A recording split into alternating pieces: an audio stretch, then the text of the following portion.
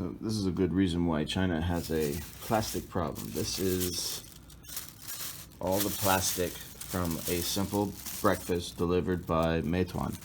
So you got 4 plastic bags, plus plastic for the chopsticks, plus plastic for the containers, plus the plastic for the soup.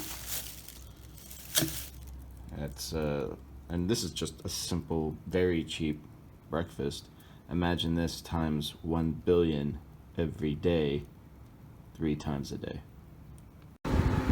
Kind of a misty day, rainy day, you know. So when it rains out, you know, you gotta, when you're riding around, you gotta look like this. Keep the rain out of your eyes, out of your face.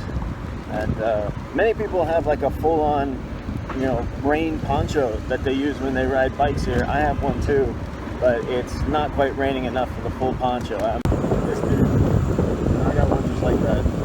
And yeah, they call it the ugly raincoat, but it is pretty ugly. But it does the trick pretty well. The next thing we should probably talk about is what happens if you are caught working illegally in China. To be honest with you, the penalty is pretty stiff. I got this article. It was sent to me by a friend of mine who writes for a Chinese media company, an English version of it. Let me share with you what exactly happened, and then hopefully that doesn't bother you. But anyways, let me share it with you. There's no quiet place I can read this to you. Okay, so a few days ago, a foreign man was caught performing jiu-jitsu acrobatics at an art center by Wuling police. According to the investigation, that wasn't the first day for illegally working there. The man performed acrobatics there since August 16th and only performed 10 minutes per night. He did not hold a local work permit or work certificate, which constitutes illegal employment. In addition, the art center was unauthorized by the relevant departments to hire a foreigner. At present, Wuling police have punished the foreigner and the owner of the Performing Arts Center for illegal employment in accordance with the Exit and Entry Administration Law of the People's Republic of China. This guy was just working 10 minutes per night, that's all. And he's in trouble. So let's start with Article 41. Foreigners who work in China shall obtain work permits and work-type residence permits in accordance with the relevant regulations. No entities or individuals shall employ foreigners who have no work permits or work-type residence permits. That's basically simple. Article 43. Any of the following acts of foreigners shall be deemed unlawful employment. Number 1. Work in China without obtaining work permits or work-type residence permits in accordance with relevant regulations, obviously. Number 2. Work in China beyond the scope prescribed in the work permits. Or, number 3.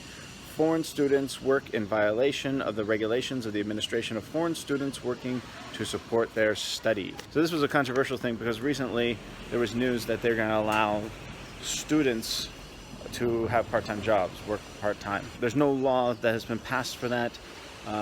It is still kind of on debate. When it does pass, that doesn't mean you can go out and find yourself a part-time job.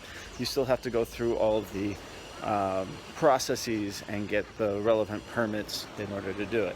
So be careful. So now it goes into what happens to you. All right, so let's start with Article 80. Foreigners who work in China illegally shall be fined not less than 5,000 yuan, but not more than 20,000 yuan. So 5,000 to 20,000 RMB fine.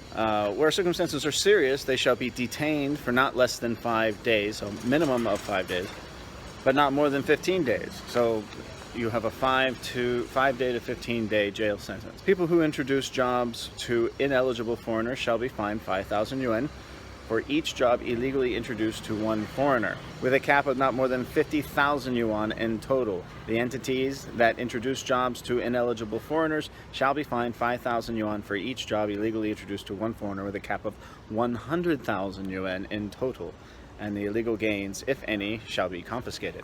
Now that's interesting because there are tons of scams out there. These so-called agents will say, yeah, come on over, we'll give you a job. We'll fan you out to this school and to that school. You work directly for us, so you don't need a work permit, which is illegal. Or they say, oh, come on over on a tourist visa, and then you work for a couple of weeks, and then we'll send you to Hong Kong to get a Z visa, Don't worry about the police, you know, because we have Guanxi, we know them, and all these kinds of crap. Each one of these people is illegal, and not only will they be fined and imprisoned for offering those jobs, but they are also subject to have all the profits or any kind of revenue confiscated. It's very illegal for foreigners to do this, but it's even more illegal for companies to hire, not even hire, but even just to offer a job will make them subject to these penalties. In addition, where foreigners engage in activities not corresponding to the purposes of the stay, otherwise violate the laws or regulations of China, will make them no longer eligible to stay or reside in China and may be ordered to exit China within a time limit. That time limit is up to their discretion.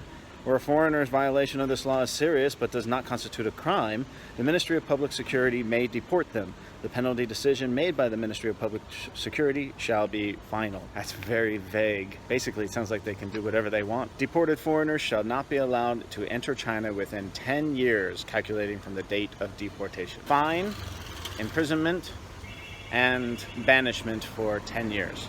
That sounds pretty serious to me. Is it worth it? I don't think so. Now, I'm telling you all of this because I want to dissuade you from doing it. Many people do it. Many people come here and work illegally in all different kinds of industries. They play games, they skirt the laws. You'll talk to people and people say, oh, you know, my friend's been doing it for years and has not been caught. That's very, very possible. I've seen it happen. I've seen the PSB go into schools and demand to see paperwork. And I know people who have been caught and have gotten into a lot of trouble. And don't give me that BS about, oh, it's too complicated, it's too difficult, or the rules are too stringent. If you want to play here, you have to play by the rules like everybody else.